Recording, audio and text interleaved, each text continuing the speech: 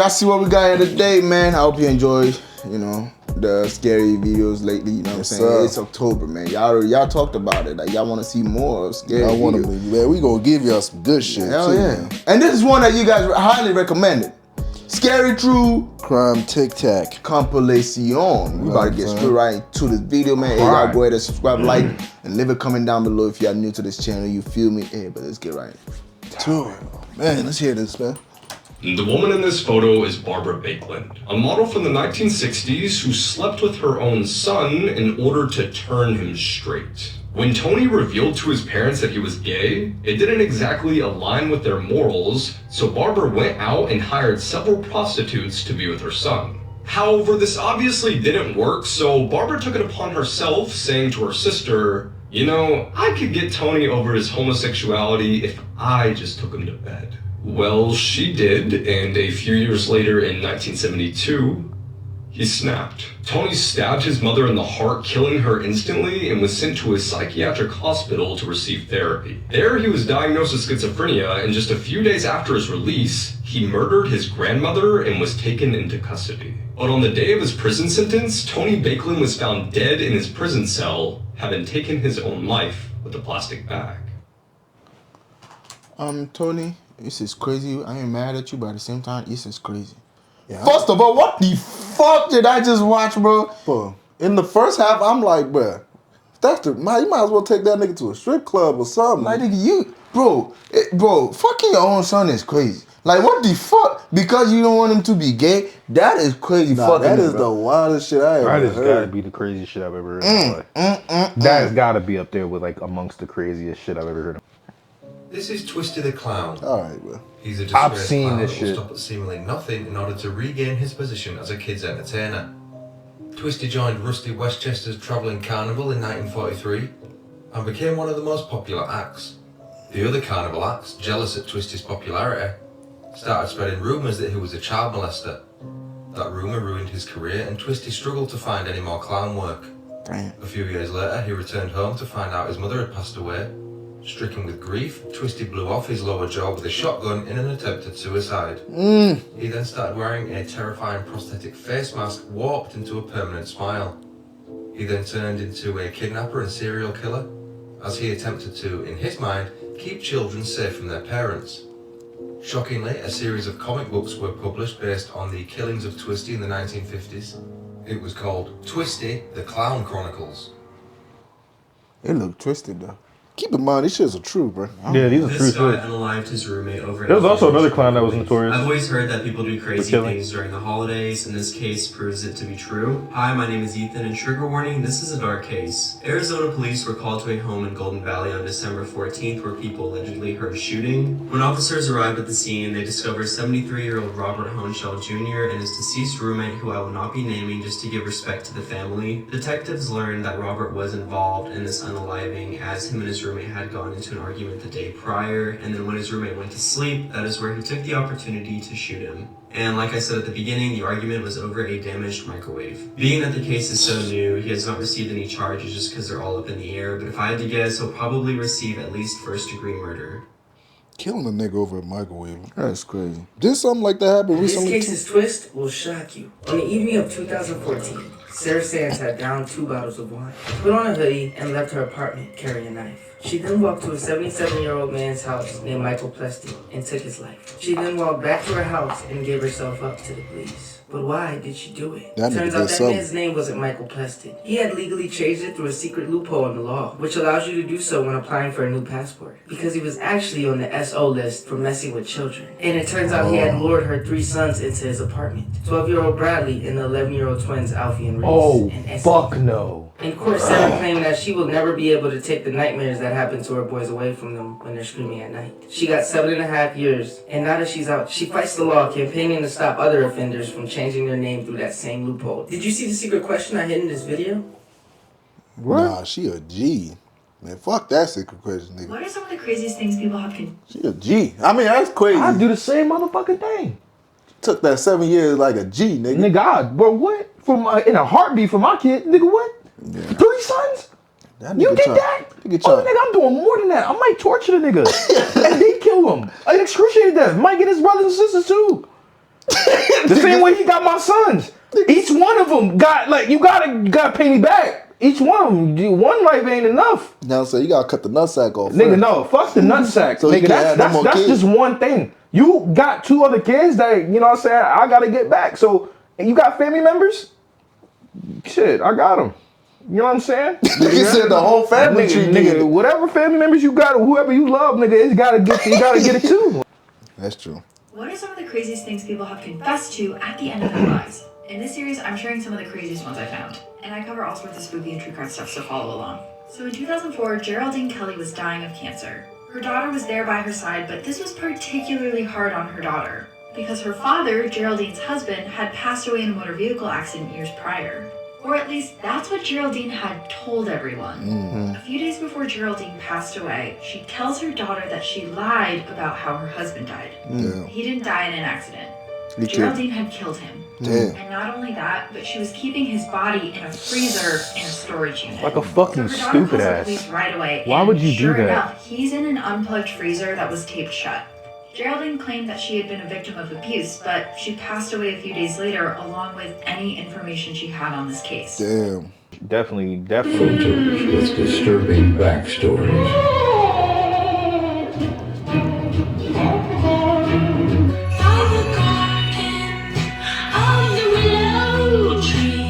Oh shit. What? Damn, that's some dark shit. Yeah, it's like certain pictures. Basically, It's like a story behind the picture. Story behind the picture. So that red car, there's a bomb in there. There was one with JFK too, I remember. Yeah. Or like not JFK, but there was one that was like some dark shit. It was like that same car right there had a bomb on it and it detonated and killed 29 people. Yeah. There's a bomb in this. But car. in the picture, it just looks It like looks like a normal it's like a family normal picture, photo. yeah. Like it's a father and daughter. And Damn, this that's crazy. But that motherfucker detonated. That car had next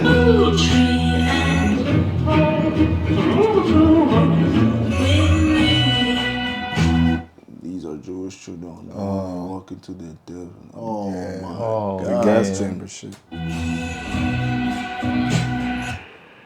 That's sad, bro. The boy in the striped pajamas, bro. Cheese! Cheese! What you doing? What you see? Fuck no. What? What you see? Papa. Who are you saying hi to? Who are you saying hi to? Dude, you need to stop that. You're freaking me out. Come on. Papa. He was probably looking at the dresser drawer. This video shows 10-year-old Cody Martin reacting to a prank for his parents' YouTube channel, Daddy of 5. Mike and Heather Martin started the channel in 2015 with the goal of showing the world that their life was a movie and, of course, having fun. And during their early years, the pranks were fairly harmless, but as views and money started rolling in, the videos got more and more intense. But one video in particular would lead to the channel's demise. The invisible ink prank targeted their son Cody, who is known on the channel to have large reactions due to his diagnosis of ODD, oppositional defiant disorder. It seems innocent enough, but then things go overboard. Why did you do that? It's just a prank, bruh. But viewers didn't see it as just a prank, bruh, and Mike and Heather received severe backlash, causing them to come out with, you guessed it, an apology video. However, this was not enough because soon after people reported the parents to the police, the channel was terminated from YouTube, and Mike and Heather were sentenced to 5 years on probation for 2 counts of child neglect. God damn. What did they say? That's invisible paint. Invisible ink or Ink? paint or whatever. They put it. What did they put it on? I didn't see what they did with it. No clue. Yeah, that part I didn't. Let us know in the comment section, though. I don't know. Damn. This is the Slender Man. He's Oh, a supernatural Slender. being who preys on children. The most famous story about the Slender Man concerns a girl named Lindsay. After waking up at midnight one evening, she went to make herself a cup of coffee. A cold chill went up her spine as she walked past her front door, but it was locked, exactly how she'd left it. Unable to resist, Lindsay took a look through the peephole.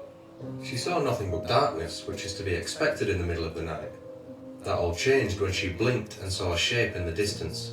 It looked crudely human, but it had long limbs, with bulky joints branching off into several arms. It was dressed in a black suit, and its face, if you could even call it that, was completely featureless. Whilst running back to her room, she slipped on some coffee and watched in horror as the door's deadbolt unlocked. Nicole, Lindsay's sister, visited her soon after at the hospital. Lindsay had a bandage wrapped around her head, covering both her ears as well as her eyes. She also had several burns on her skin. As Nicole entered the room, she spotted the silhouette of a man in the window, but the room was on the 3rd floor. Fuck no. Slender man? Yeah, but I used to be terrified of that nigga when I was a kid. Christine Young suddenly woke up out of a deep sleep feeling a cold sensation come over her. It was exactly 5:45 a.m. and she noticed that her arms and legs were starting to go numb. She thought it was strange but brushed it off in the moment, not knowing what it could have meant. After all, she needed to get some sleep so she could wake up to meet with her daughter later in the morning like they had planned for a while now. But when Christine's daughter Ashley didn't show up for their arranged meeting, she began to worry. She started frantically calling Ashley's mom, what but the got fuck? no response. I used So that she called picture. each one of That shit Ashley's look like friends that. to see if they had any idea where she was. This is when she learned that her daughter Ashley had plans to meet up with 30-year-old Jared Chance and hadn't been seen since leaving a local bar with him. A few days later, police receive a disturbing phone call from a concerned neighbor in Grand Rapids, Michigan. This neighbor explains that he's just stumbled upon a tarp with a stream of blood leaking from it. When police arrive, they find that the tarp is wrapped around a human torso. Oh, the God. owner of that apartment, Jared Chance. The DNA of the torso is tested and it comes back that it is human and that it does belong to Ashley Young. Ashley's arms and legs were later found in a box in Jared's apartment. That's when Ashley's mom, Christine, recalls the incident from a few days prior. She believes that at the time she woke up at exactly 5:45 in the morning was the time of her daughter Ashley's death. Oh, that's Unfortunately, crazy. Ashley's head has still never been located. That's Damn. crazy, bro. It's like she had. It's like she. It's like she had a yeah. feeling. How accurate police sketches are. I'm going to show you a police sketch from the Alec Murdaugh case, and we're going to see. And I cover all sorts of spooky and true Now, crime them stuff niggas on be page good with that 12. shit. I don't know how This they is do a it. sketch of the man that Alec Murdaugh claimed shot him on September 4th, 2021. And for those that don't know, Alec Murdaugh is on trial right now for the summer 2021 slaying of his wife and son. Alec claimed that he wasn't home at the time that his wife and child were murdered, but a Snapchat taken by his son just 5 minutes before his death proved that Alec was at the scene of the crime. And just a few months after the murders, Alec said that he had pulled his car over on the side of the road when this man pulled up and shot him.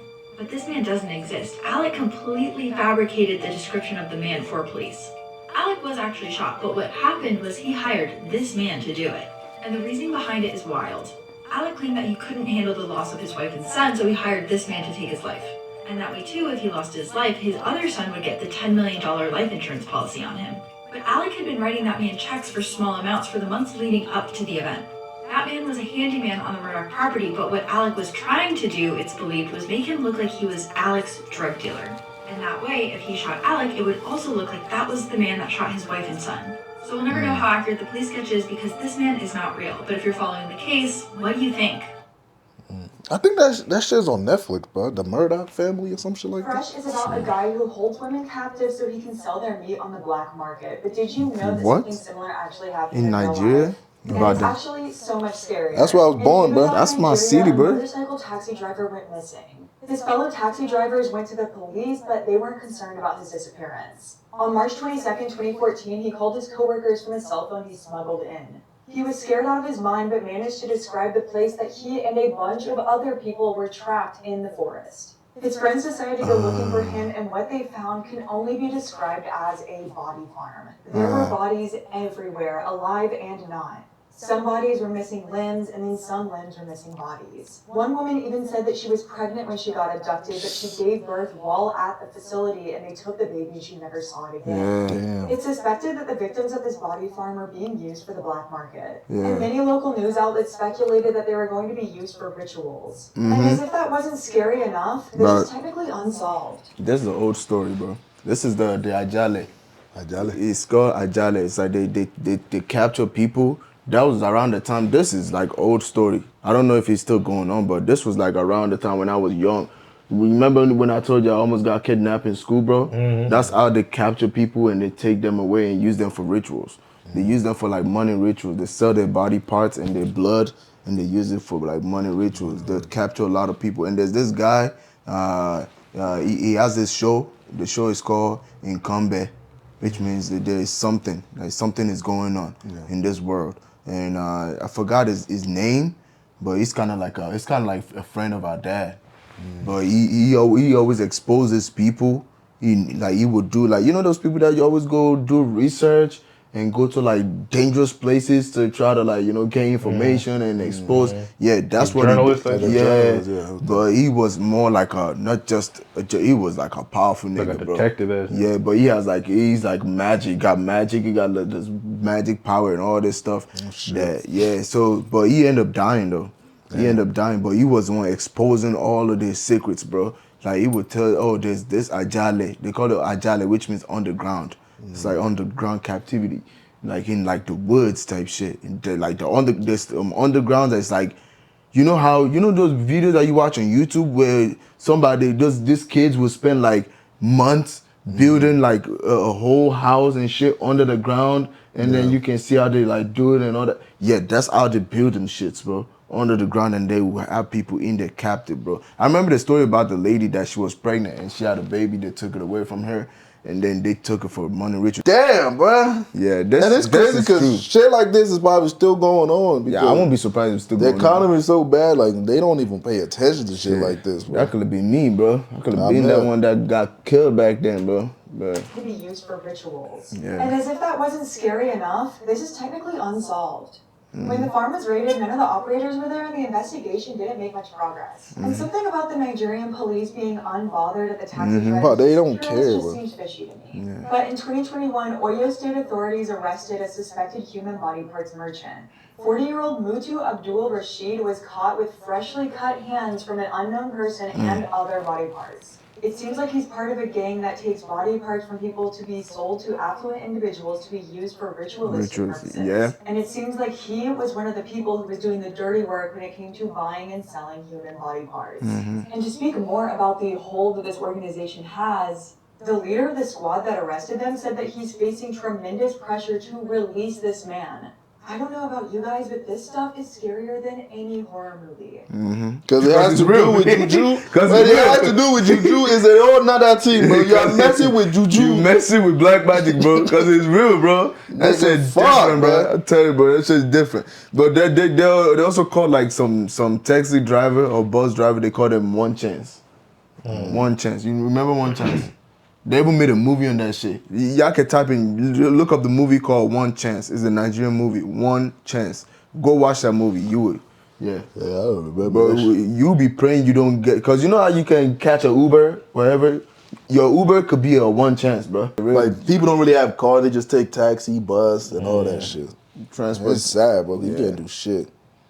Yeah, bro. Like, you know how scared you be, bro? Like, y'all nigga be scared to get in an Uber in this motherfucker. Bro. But nigga, I be scared to get on a motherfucking bus. Like, you're not chilling, bro. Because you can enter one chance, bro. You fuck, bro. But I swear that one time we were going It's crazy. It happened to one of our cousin, bro. Ronke. Oh, I didn't know that was a bus. The girl that was showing you on Facebook, that was like, that's my twin in crime. Yeah. She got on one chance, bro, and she escaped. They almost got it. She said she kept running, and it felt like she was running in circles. Yeah. Like, she felt like she just kept going to the same spot. Same spot. But she was running straight. Yes, bro. But I don't know how, but thank God, you know what I'm saying? Yeah. But that was a time I was on a bus. I think we was there too, bro. We was going to church, bro. And we was scared, bro. That nigga got out the bus, bro. Nigga started peeing, bro. Yeah. And it was like, yo. And it looked like he was smacking something on his nuts, bro. On some shit. Like, he was doing some type of shit. I think we got off that bus, bro. Yeah, everybody nah, fuck that, bro. Everybody got up and left, bro. We was like, nah, fuck that. We taking the next shit. I don't know what the fuck this nigga on, bro. Yeah, that shit was so weird, bro. Then we got to church. We was like, hey, man. We started praying, man. Man, niggas be on some crazy shit. That Nigerian shit, bro. That's true story. Called Jock and Kath were excited to be leaving Skegness in Lincolnshire and heading on an adventure to Ireland for a holiday to remember. Jock was a 61-year-old businessman, and his wife worked alongside her husband as they ran a packaging factory together. The couple arrived at their destination and spent some time enjoying the sights. And as night fell, they decided to park nearby a hotel where they would settle down to catch some sleep for the night. Oh, shit. That just creeping me out. Had passed when Kath stood out of her sleep upon hearing a gentle knock on the door of the camper Oh, van. fuck! Dressed in a satin nightie, she felt the sudden urge to cover herself with a fleece when the knocks became louder and more aggressive. It was then that the couple knew something was wrong. Who is it? Jock yelled through the door. It's the border police. Oh. You must move your vehicle now, was the response. However, the couple knew this was probably a lie. Huh? Kath grabbed her mobile phone from the side and swiveled the ring on her hand so the diamonds were hidden. Now full of fear, it was only moments later when the door of the van would be broken into and the couple would be met with men holding weapons. Suddenly, they would race towards them. After the attack, the couple were thrown from their vehicle. Trembling with fear, they watched the men drive away in their camper van before disappearing into the distance, injured and in pain. They tried to catch the attention of 2 lorries passing by, but the drivers drove past. But after managing to find their phone amongst the chaos and confusion, they would call the police, who were shocked to find the couple in such a state. 2 men would be caught, but this was an experience that would change the couple's lives forever. That shit is Here is a real traumatizing. picture of them after the attack. Damn. That's crazy. That shit gotta be traumatizing, bro. Bro, fuck yeah. Like, nigga, that shit be making you scared to go outside. Story actually includes a lot of true crime. I'm True Really? Caitlin, and these are 5 real-life true crimes that are included within the American Horror Story series. I wouldn't doubt it. In season 1, the Fucking love that character Jane series. Langdon mirrors the Columbine shooters, more specifically Oh Dylan shit, he Klebold. does. I remember In that the shit. series, while Tate is carrying out his mass shooting, he asks one of the students if she believes in God before killing her. Oh, yeah, I And remember this this. is something that was actually said by the Damn. Columbine shooters. Yeah. In season 3, the Axeman is based off a real-life serial killer who to this day is still unidentified. Exactly like within the series, the real-life Axeman warned that he would kill again, but that he would spare any houses that played jazz music. Like his name suggests, he would break into houses, murder and disfigure his victims using an axe. In season 5, Lady Gaga's The Countess is based off Elizabeth Bathory, who through the 16th and 17th century murdered hundreds of girls and bathed in their blood to try and maintain her youth. Legend has it that she was a vampire.